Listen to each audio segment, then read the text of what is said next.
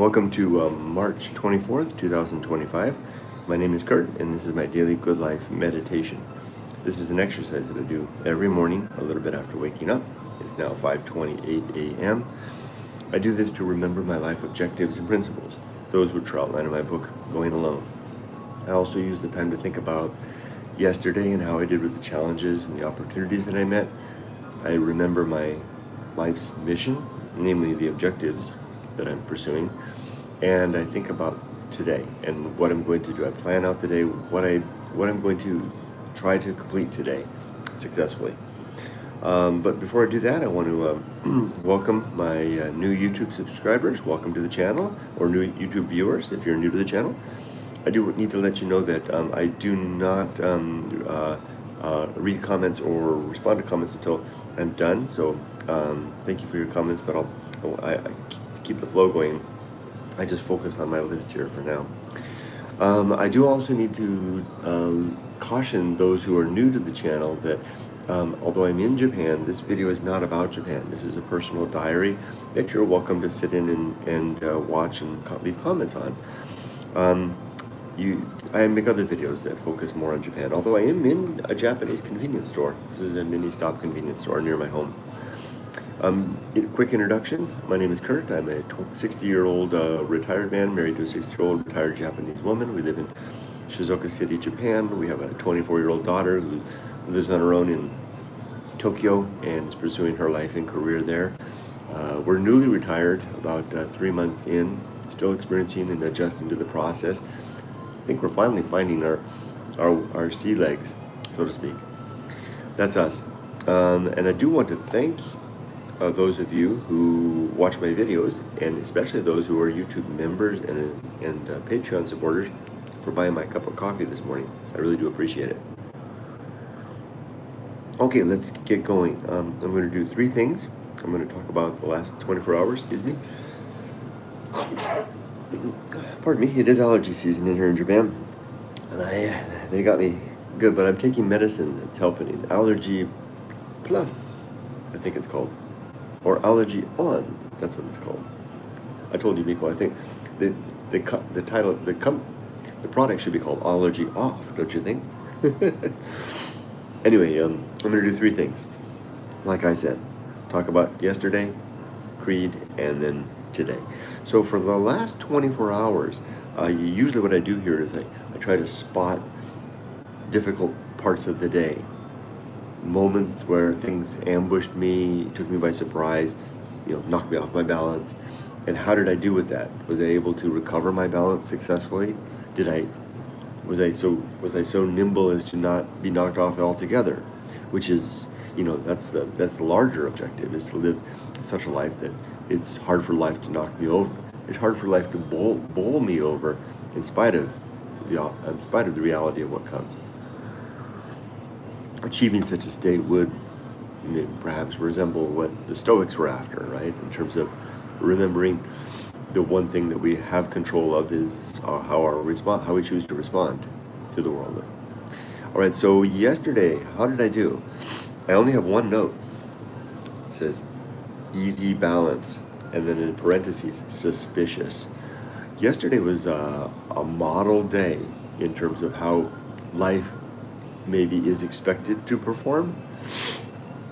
Everything from the weather to the balance of food, my bodily well-being, the internal chemistry that was going on, level of activity, engagement with others, a dose of adventure, all of it just really fit into place. Now, the reason I put the word suspicious in parentheses is that I know that that's an abnormality for days like that to occur. It's abnormal for that to happen for an hour or two in a stretch.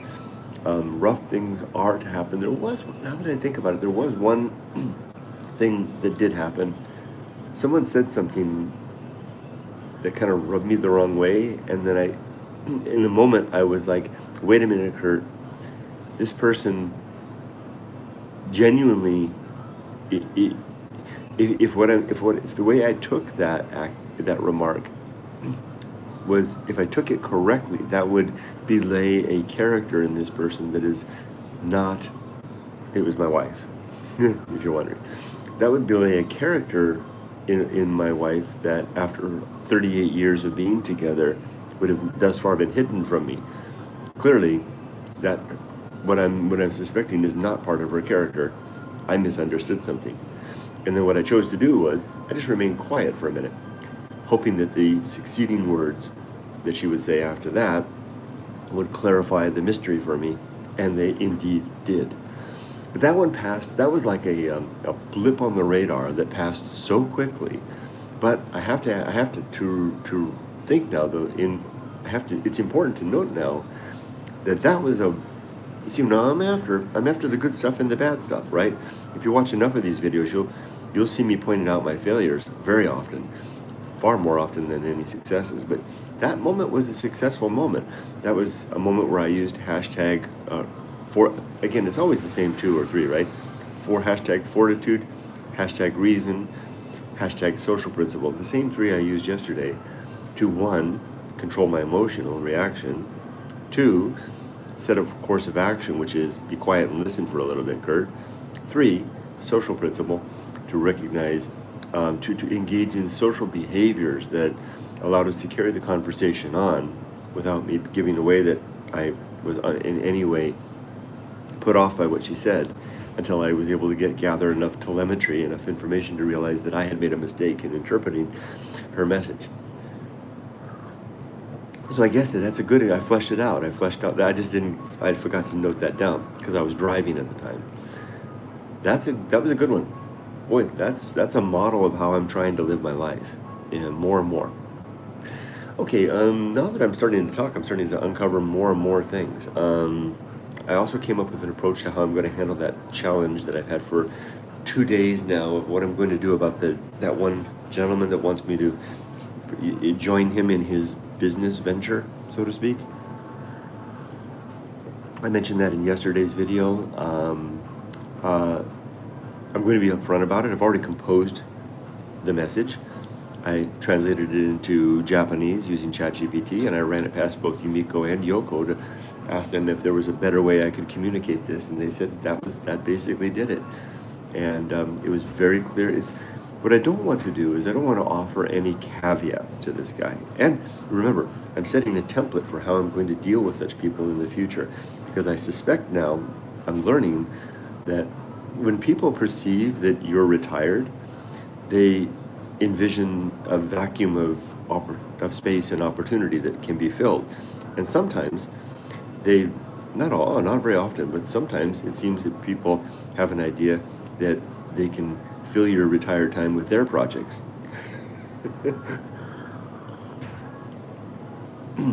So this is why I don't respond. I'm not going to respond to such things with I'm too busy, or this thing came up, or my dog needs me, or whatever, because those are things that can be found workarounds to. The response is a very clear and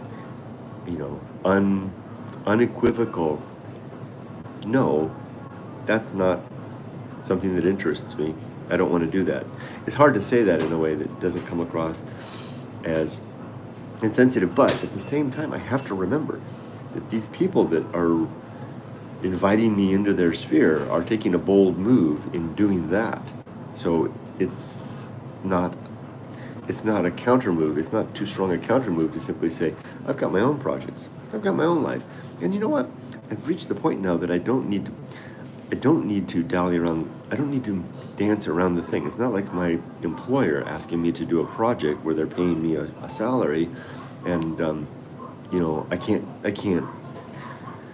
I have to be diplomatic, and because as a project manager that would happen sometimes. I would have 2 or 3. I usually ran 2 or 3 projects at one time. Usually one big project and then 2 smaller projects. And every now and then, the managers or the executives of the organization would come with me with a new project, and I would have to make a case why I can't take that on, because I'm not saying it's necessarily to protect myself. I'm doing this to protect my projects, because as a project manager, I can balance 3 projects, a big one and 2 small ones. I'm well practiced at that. But a 4th one, all the projects are going to suffer. All the balls are going to fall if I do that. So I have to be able to make good cases against that.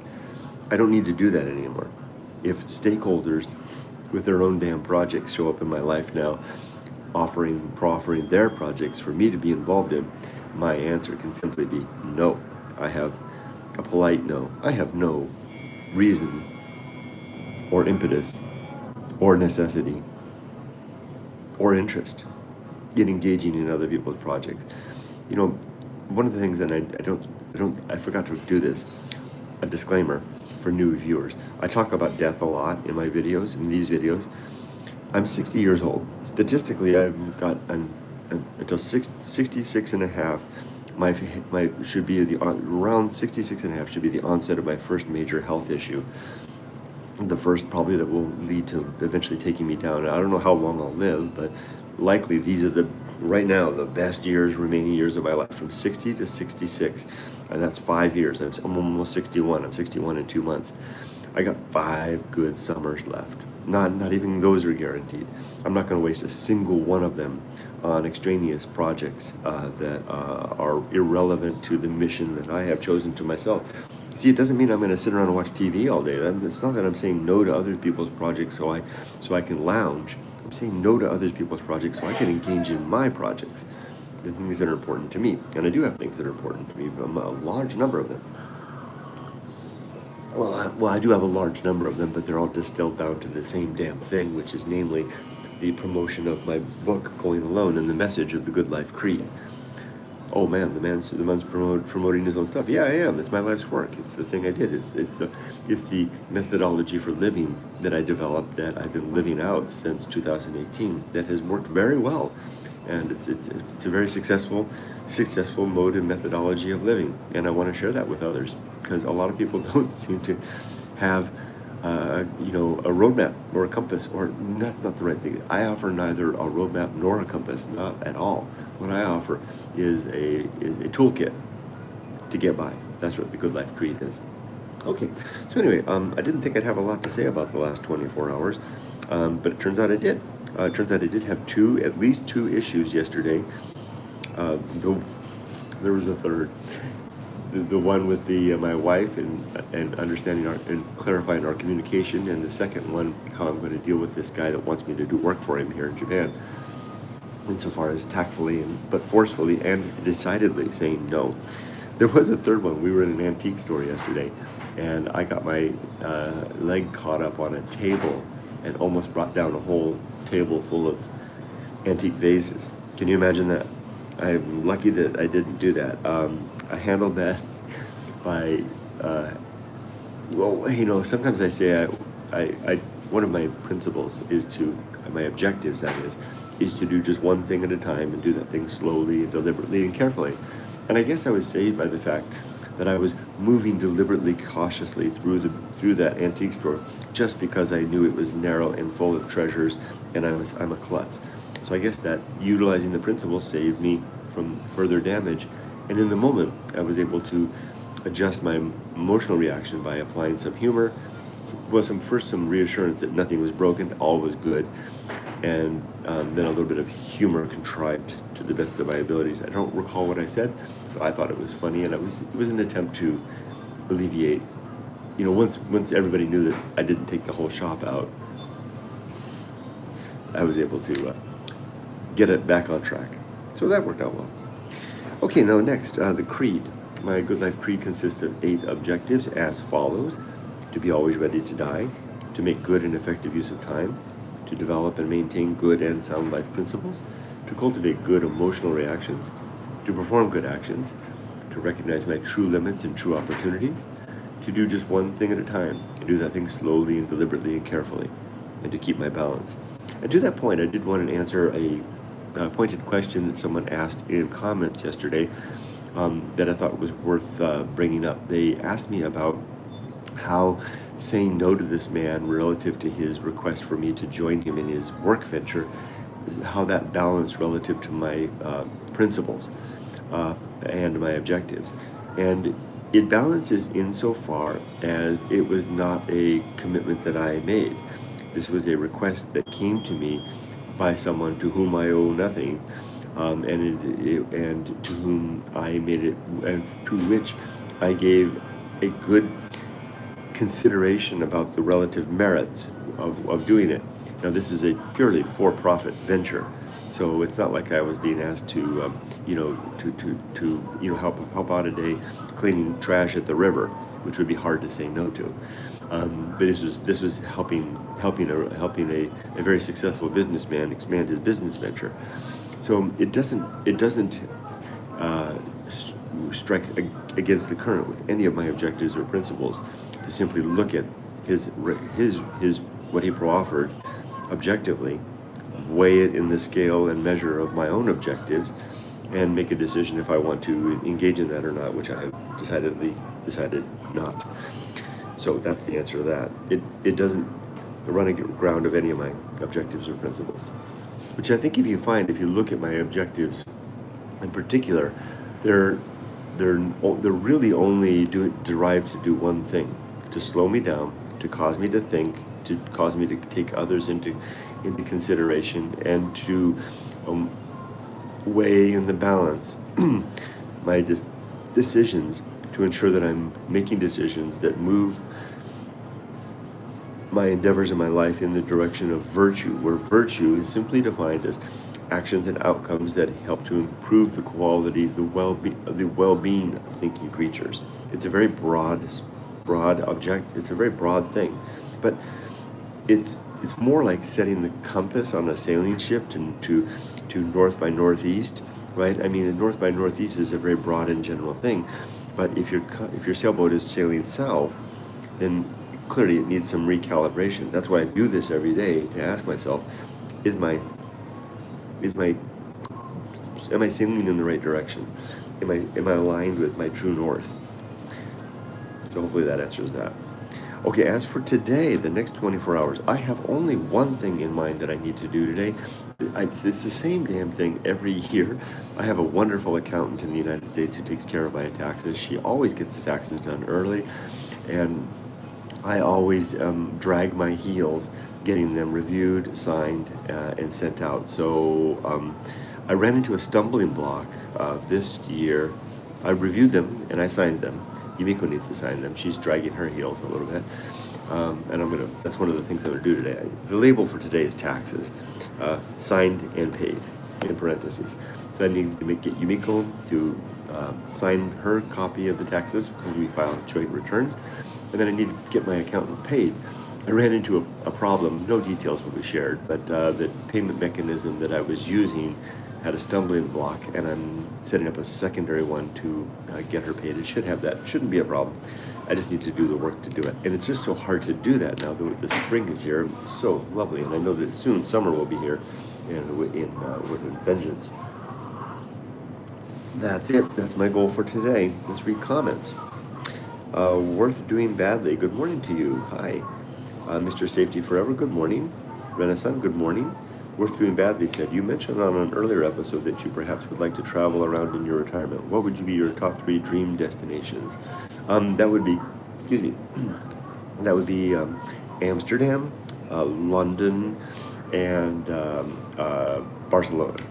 The 3 places I plan to take my wife in retirement, among other places.